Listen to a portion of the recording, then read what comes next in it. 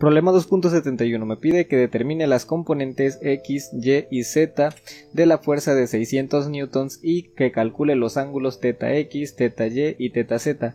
Estos tres ángulos son los ángulos formados a partir del eje a la fuerza, del eje X a la fuerza, del eje Z a la fuerza y del eje Y a la fuerza. Bien, vamos a calcular las componentes. Pero para ello vamos a hacer una representación inicialmente partiendo del dibujo que nos proporciona el problema. Vamos a descomponer esta fuerza en triángulos para un análisis más detallado. Bien, les he preparado un diagrama para que entiendan mejor la representación de esta fuerza. Es una muy buena manera de hacer cajas entre comillas para representar una fuerza, porque vemos directamente las componentes. Tenemos la componente en X en la parte de abajo, al igual que la componente en Z, y tenemos la componente en Y en la parte de arriba. Si se dan cuenta, tenemos en el primer plano el eje X y el eje Y. Estamos hablando del primer plano, pero estamos añadiendo una tercera dimensión. Ya tenemos una fuerza o un vector en 3 dimensiones, cuyas componentes se ubican de la siguiente manera. Tenemos la componente abajo Fx, la componente F en Z y la componente F en Y. Pero para resolver este tipo de problemas tenemos que agregar una componente extra.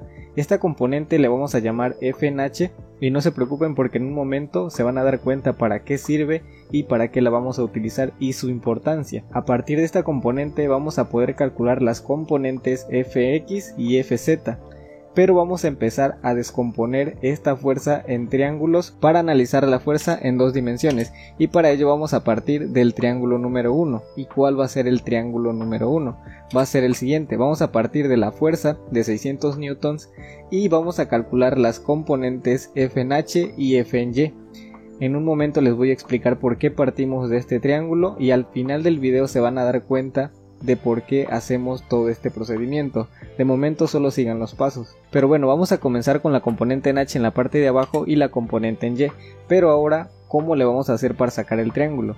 Aquí esta componente en H es exactamente la misma que va desde este punto a este punto. Nosotros la podemos trasladar y es exactamente lo mismo. Y aquí nos queda un triángulo rectángulo formado por la componente en H en la parte de abajo, por la componente en Y en la parte de arriba, y cabe aclarar que aquí tienen 90 grados, es decir, se forma un triángulo rectángulo porque abajo está el plano y este vector se dirige perpendicular al plano XZ.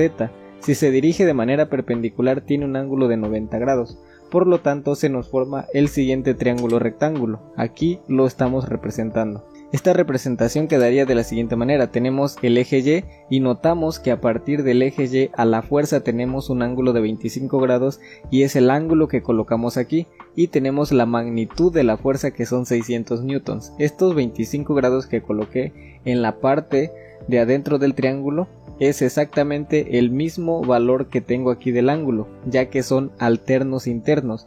Al ser alternos internos sabemos que son ángulos exactamente iguales, por lo tanto si tengo 25 grados aquí debería de tener también 25 grados aquí. Si tuviera 50 grados debería de tener 50 grados en esta parte. Son ángulos alternos internos. Ahora que ya determinamos el primer triángulo podemos calcular tanto la componente en Y como la componente en H, pero se estarán preguntando para qué me sirve esta componente en H si el problema solo me pide la componente en Y, la componente en X y la componente en Z.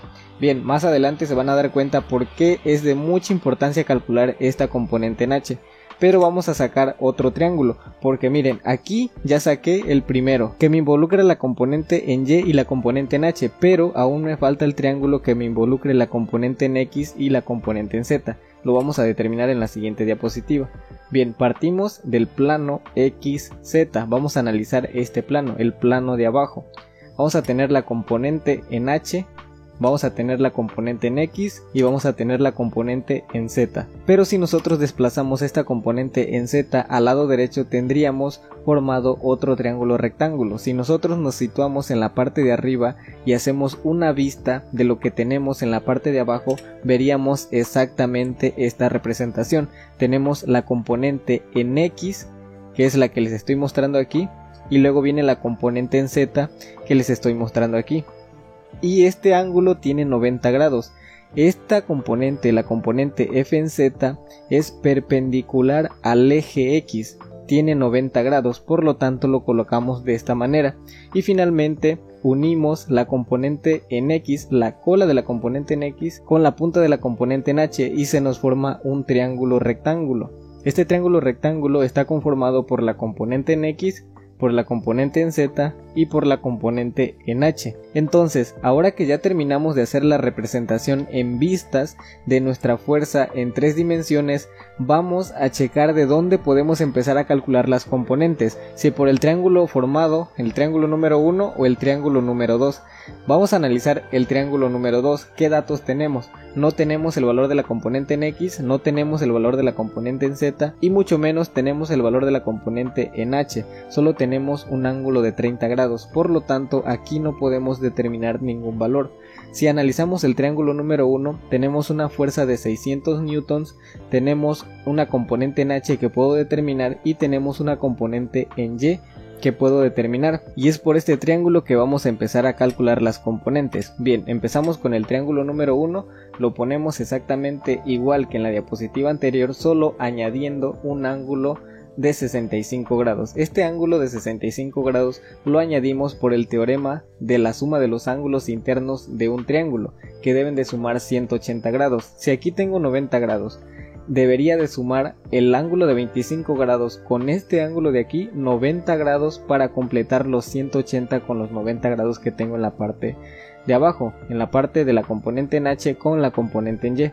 Si sumo 65 más 25 me da un total de 90, más 90 me da 180, por lo tanto se cumple que este ángulo es el complemento para los 180 grados del triángulo. Aclarado ese detalle, procedemos a las fórmulas. Las fórmulas que vamos a utilizar son muy sencillas, es la fórmula del coseno y la fórmula del seno. El coseno es igual al cateto adyacente sobre la hipotenusa y el seno de un ángulo va a ser igual al cateto opuesto sobre la hipotenusa. Y digo de un ángulo porque estas funciones cobran sentido a partir del ángulo que estemos seleccionando. No es lo mismo decir el seno de 25 que el seno de 65.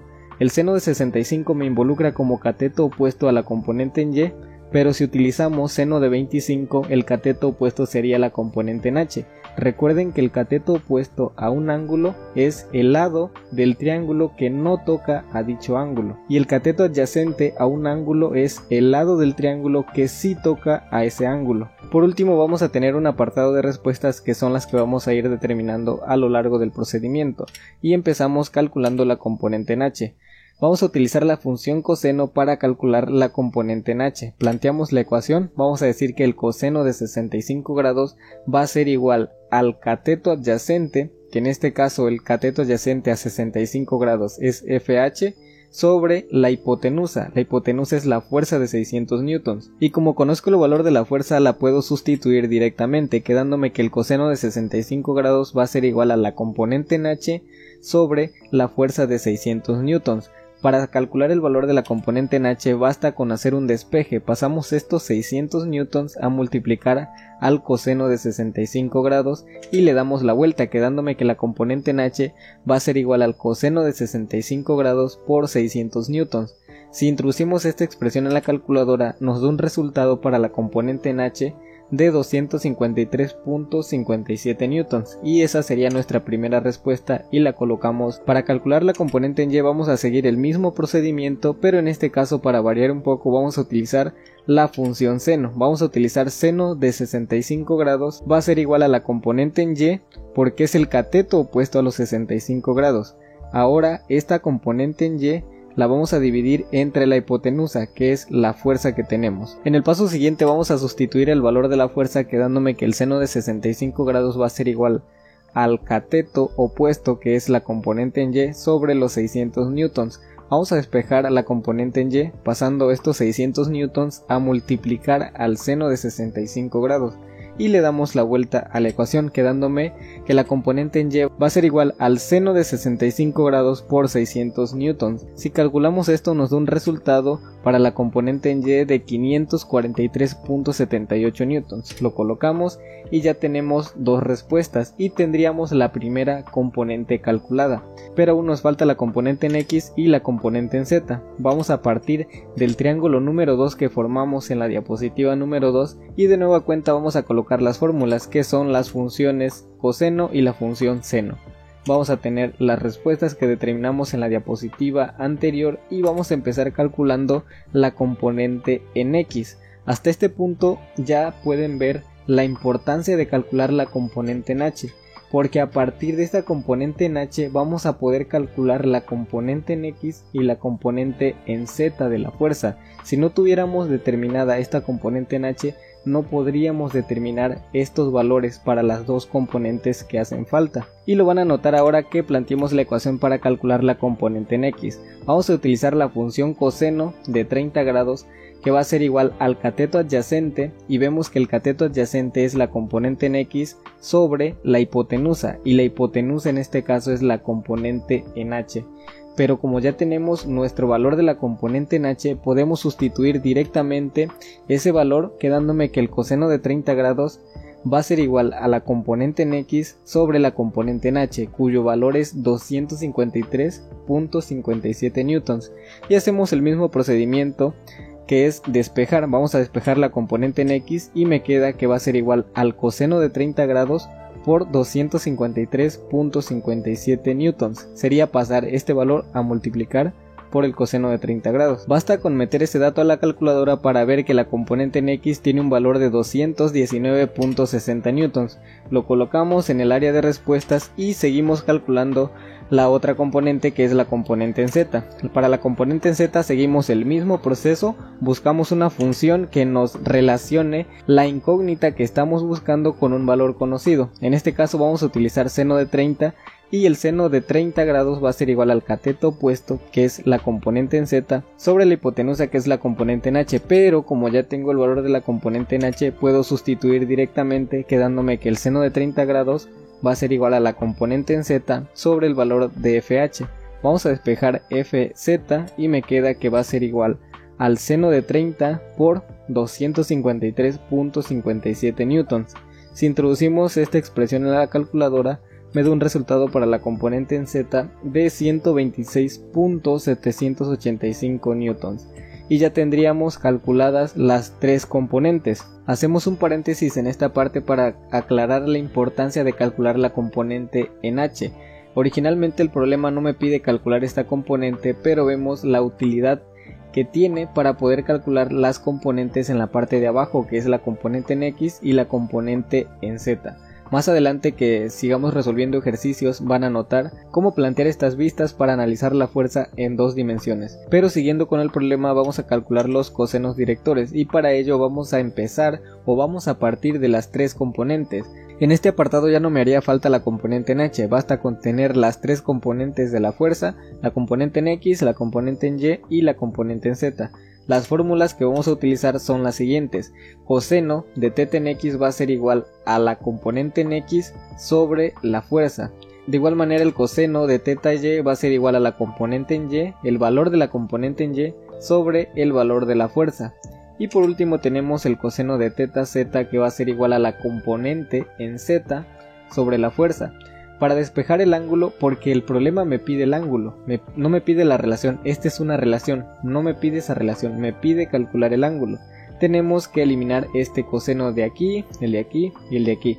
Para hacerlo, vamos a multiplicar ambos miembros de la ecuación por un coseno inverso, y al multiplicar un coseno inverso por un coseno se elimina el coseno, pero en la parte derecha, como no tenemos cosenos que eliminar, se nos queda simplemente la expresión, quedándome que el ángulo que forma el eje X con la fuerza es igual al coseno inverso de la componente en X sobre la fuerza. El ángulo que forma el eje Y con la fuerza es igual al coseno inverso de la componente en Y sobre la fuerza. Y finalmente el ángulo que forma el eje Z con la fuerza va a ser igual al coseno inverso de la componente en Z sobre la fuerza.